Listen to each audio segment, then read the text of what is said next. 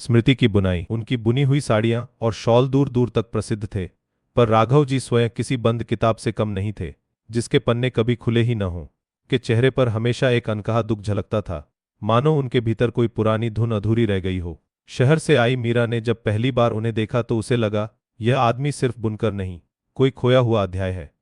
मीरा, एक युवा textile designer, Rampura की पारंपरिक बुनाई शैलियों पर शोध करने आई थी। उसकी आंखों में जिज्ञासा थी, शहर की चकाचौंध से परे कुछ सीखने की ललक थी, और शायद अपने भीतर के खालीपन को भरने की एक अव्यक्त चाह भी। राघव जी ने मीरा को शुरू में अनन्य ढंग से ही स्वीकार किया। उनके लिए मीरा शहर की शोरगुल का एक और प्रतीक थी, जो उनकी शांति को भंग करने आई थी। पर मीरा ने हार नहीं मानी। वह घंटों उनके पास बैठती, उनकी बुनाई को देखती, कभी धागों के रंग पूछती, कभी धागे की बुनाई का जटिल तरीका। धीरे धीरे धागों के साथ साथ उनके बीच भी एक सूक्ष्म रिश्ता बुनता गया। राघव जी के कठोर चेहरे पर कभी कभी एक हल्की मुस्कान आ जाती, जब मीरा कोई भोला सा सवाल पूछती। एक शाम, जब रामपुरा का आसमान नारंगी और बैंगनी रंगों में घुल रहा था, मीरा ने राघव जी को अपने घर के आंगन में बैठे देखा। के हाथ में एक अधूरा शॉल था, जिसके रंग समय के साथ फीके पड़ गए थे, पर बुनाई अद्भुत थी। यह किसका है, राघव जी? मीरा ने धीरे से पूछा। राघव जी ने शॉल पर अपनी उंगलियां फेरी, मानो किसी पुरानी याद को छू रहे हों। यह अधूरी कहानी है, बेटी, उन्होंने धीमी, भारी आवाज में कहा। एक ऐसी कहानी जो कभी पूरी न हो सकी। तब राघव जी ने मीरा को अपनी कहानी सुनाई। कहानी ललिता की थी, गांव की सबसे सुंदर लड़की, जिसकी आंखों में भी धागों सी चमक थी, और जिसके साथ उन्होंने अपने सपनों का ताना बाना बुना था। वह शॉल ललिता के लिए ही बुना जा रहा था, उनके प्रेम का प्रतीक, उनके आने वाले जीवन की उम्मीदों का रंगीन अध्याय।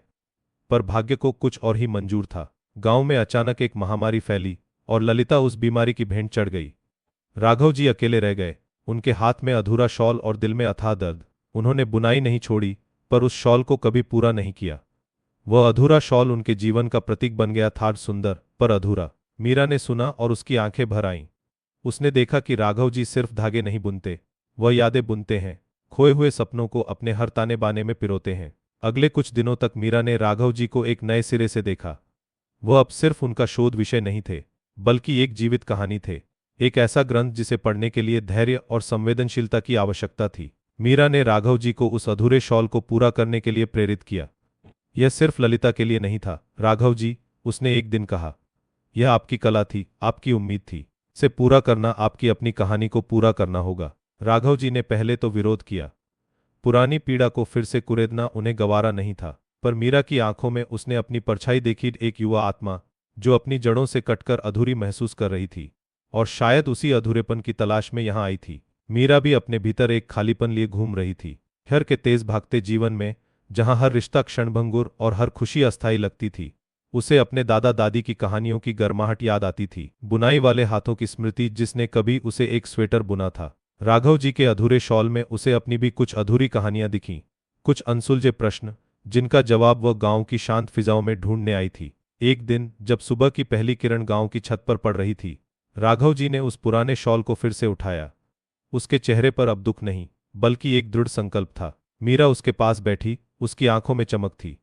उसने देखा कि राघव जी कैसे हर धागे को, हर रंग को सोच समझकर चुन रहे थे, जैसे वे केवल धागे नहीं, बल्कि अपनी स्मृतियों के टुकड़े हों।